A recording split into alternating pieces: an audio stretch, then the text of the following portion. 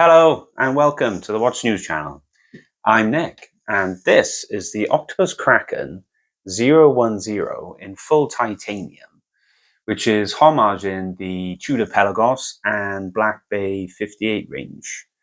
It's a bit of a mix of the two ranges really, this watch. If you're new to the channel, then welcome, come on in. If you're already a subscriber, hey, it's nice to see you back. So I like to talk about and review watches. I'm not so much a collector as I am more of an enthusiast, as I don't tend to keep a lot of the watches I review. I'm not a big enough channel to get in free or review pieces. So all the watches that you see on my channel, I have either bought myself or borrowed from a friend to be able to do a review.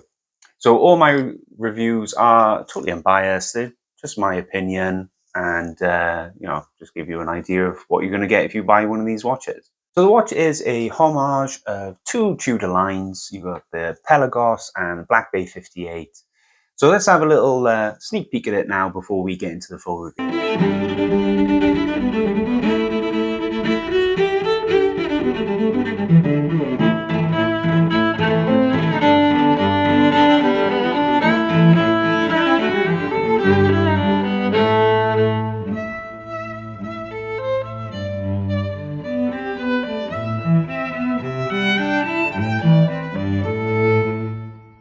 Before we get into the nitty gritty, let's have a look at the box. So the box is actually quite nice. You've got a hard cardboard case, I'm guessing, maybe plastic that's covered in a fabric. It seems to be well made. Got a nice logo on it. And it's got a signed zip pull as well, so that, they put a little bit of money into this, but not too much, which is good. Because, too much in the case, then spend on the watch here. And there it is again. We've had a little sneak peek already, I know. But it's a good looking watch. There you can see in the box. And it's well protected, as you can see. We've got a nice big thick piece of foam around it. And it's on a foam cushion. So you've got the gump up here in the back. You've got the warranty card, user manual, which has got some QR codes in there as well, and a branded polishing cloth. And the warranty card is actually quite nice. There you've got the Octopus Kraken and the number. You've got it's a decent warranty card actually. It looks nice. It's actually signed and stamped as well. Let's put these back in now. We'll have a look at the technical specs of the watch before we have a good look at the watch proper. So I've got here the blue dial, blue bezel version of the watch. It also comes with the black dial, black bezel. The black dial, black bezel, I think, is a closer homage to the Pelagost 39, as it's got that slight sunburst finish to the bezel. But the movement in this particular one is a PT5000. You can get it with a Swiss SW200 if preferred. The case bracelet is grade 2 titanium with a lug-to-lug of 46mm and a lug width of 20mm, so good sizes. Its thickness is 11.5, and then that's to the from the case back to the top of the crystal. And the crystal is a sapphire crystal with blue AR. It's a matte ceramic bezel insert. And then the lume is BGW9, which is on the hands and the indices, and it is a fully lume bezel. And the water resistance is 200 meters. So I bought my one I've got here from the Heimdallr store, rather than direct from the Octopus Kraken official store. The only reason I did that was that a few subscribers got in touch to say that they were having issues with cancelled orders when ordering the what was the last watch I reviewed? The Tudor GMT from the Heimdallr store, and the orders were being cancelled. So I thought I'd order from there just to see, if there was any issues with this order. And I got to admit, my experience was good. The watch arrived into the UK within 6 days from ordering. The tracking showed its journey every step of the way, so I didn't have any problems. So hopefully, if there were problems with the Heimdallr store, they've sorted them out. I wasn't really that interested in this watch when it first appeared. as I'd not long reviewed the Tudor Homage in the San Martin GMT, and I'd previously bought a titanium Heimdallr Omega Homage in the past, which was nice enough, but there were crown threaded issues. So my faith in titanium models coming out of AliExpress had taken quite a bit of a knock, and I've pretty much avoided them since. But I become quite intrigued when I realised San Martin, Sugess via Seestern, and Octopus Kraken were all releasing quite similar watches at the same time. So I thought, well, I've got to get one. So looking at the comments on the groups and what people were buying, I bought the one that was being lambasted the most. My thinking being that if everyone's buying the San Martin and the Seestern, then no one's going to be reviewing the Octopus Kraken. If it wasn't for one issue, which we will talk about coming up, I think this would have been a watch that would have gone into my collection as a keeper. But there's a problem that I just can't get over, which we will talk about in a bit. See if you can figure out what it is as we go along. Even so, the watch is really well made. The case has got a nice under camphor that takes away that sharpness that would be going up against your wrist. So there's no sharp edges. We've got a screw down crown, and I'm happy to report that it has none of those sort of threading issues that I've had in the past. It feels really strong, nice and firm, grips onto the thread easily. The PT5000 in the watch seems to be working very well. Winds easy, the crown pops in and out nicely. No issues screwing the crown back down and also winding. There's a little bit of a grittiness to it, but I've had that in a couple of the PT5000s I've looked at now, so I'm guessing that might be a common issue with them. But the crown itself and the crown guards are beautiful. Really, really well made, really well finished. And the bezel is 120 click unidirectional bezel. It's titanium, so as you can hear, it's got that bit of a tinny sound. But it's a different metal, so you can't expect it to sound like stainless steel. So I've never had a problem with the sound. There's no back play on the bezel, so it's a really good bezel, and fully loomed, as you'll see later. Taking a closer look at the dial, you can see that we've got nice thick loom markers. This is like about 0.5 mil, I think, of loom that's been printed on here, giving you a decent amount of loom, and it lasts a good amount of time as well. The bezel, matte ceramic bezel, is fully loomed as well, and as you can see, is finished superbly. So titanium against stainless steel, you've got that matte grey kind of color to titanium, where stainless steel has that little bit of sheen. So I'm trying to show you that here with this Chronos.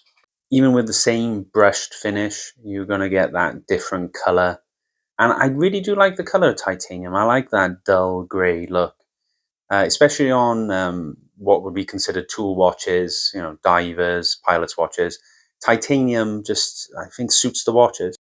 Here it is on my 6.75 inch wrist. It looks really good.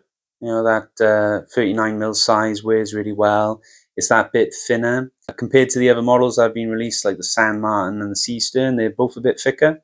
I'm not going to go into too much details on those because there's good reviews out there. There's John's watch joint for the Seestern and Escape Wheel watch reviews for the San Martin, who I would suggest you check out. I'll put in links in the description. I'll put them at the end.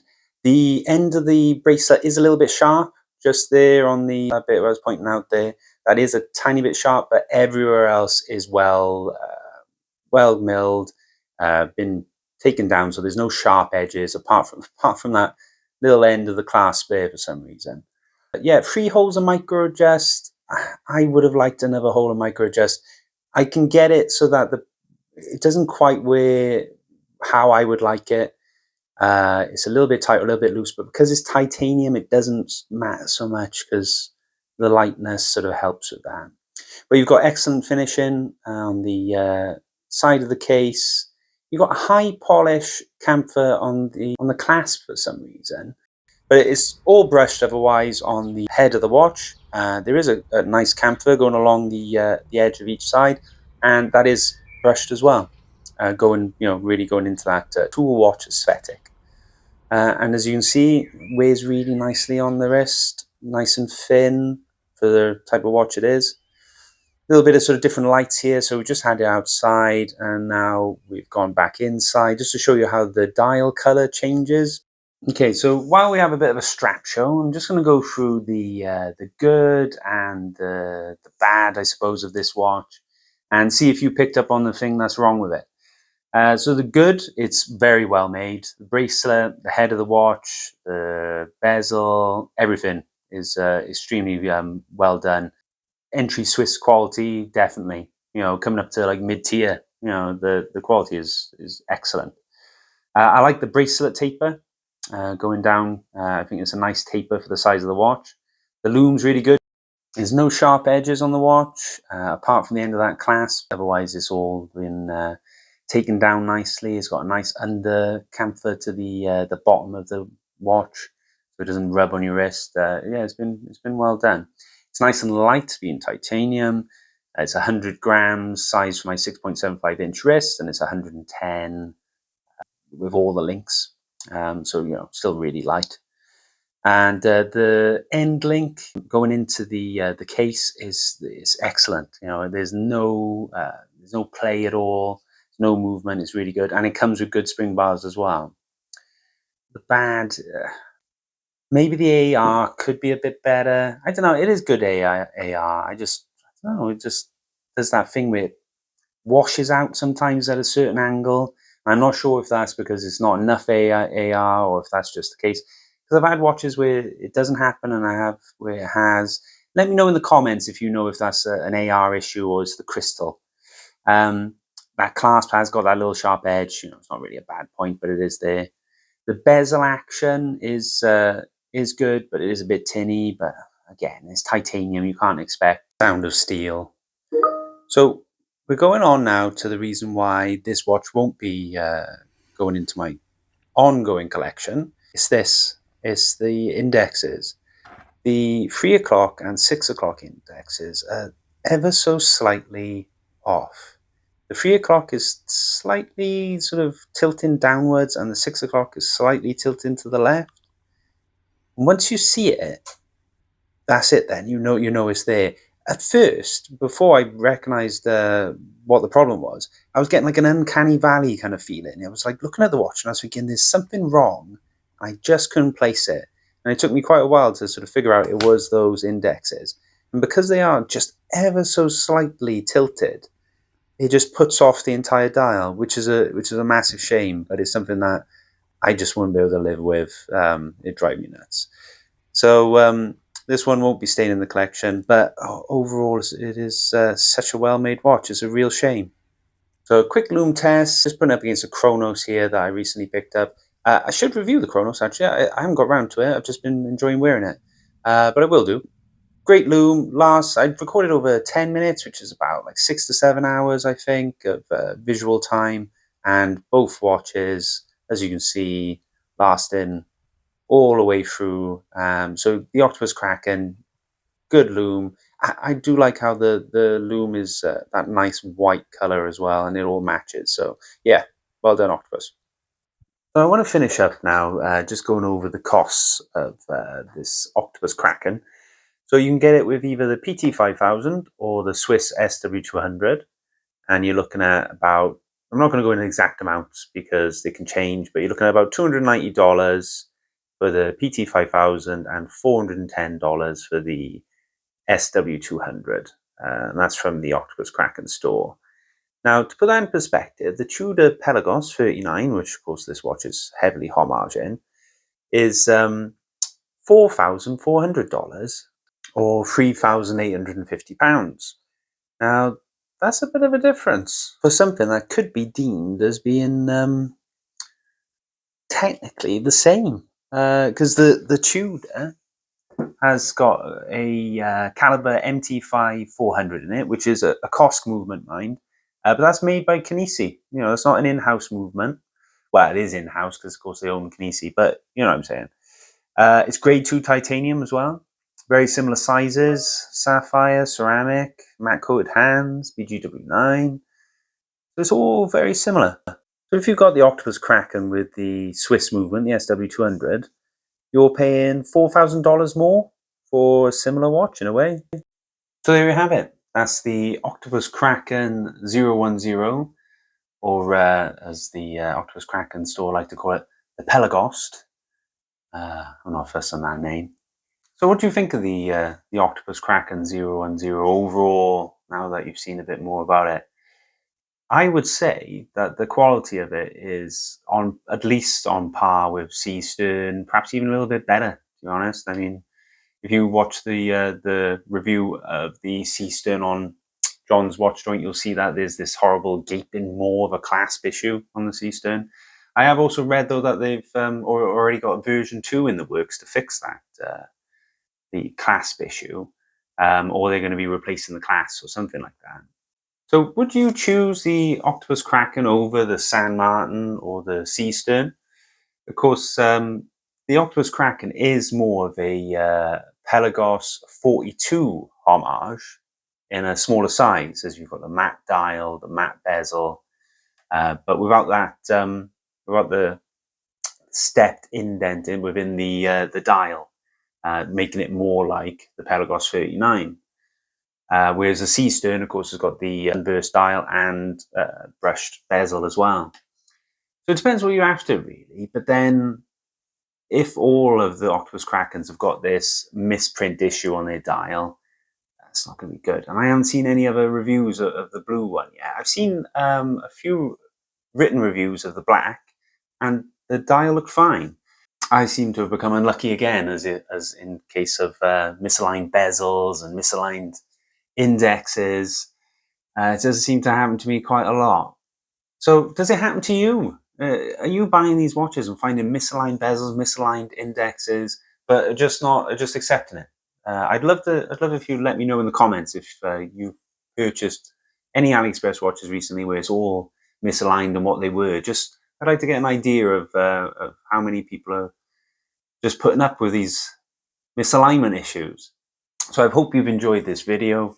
If you're watching this and you're not a subscriber, hey, why not? Why don't you mosey on over to that subscribe button and give a little click for me? So as I said within the video, I have reviewed another Tudor homage, the Tudor San Martin GMT. If you'd like to see that video, it should be around me now, I believe. So I think I mentioned earlier as well that there will be affiliate links in the description for this watch, the Octopus Kraken, and the other watches mentioned. If you can use those links, it does help me, helps the channel, helps me keep it going. Doesn't cost you anything, just gives me a little bit of commission back. Thanks for joining me for this this review. I know it's been a bit rambling again. I really got to try and cut these a bit shorter, but cheers, and I'll see you in the next one.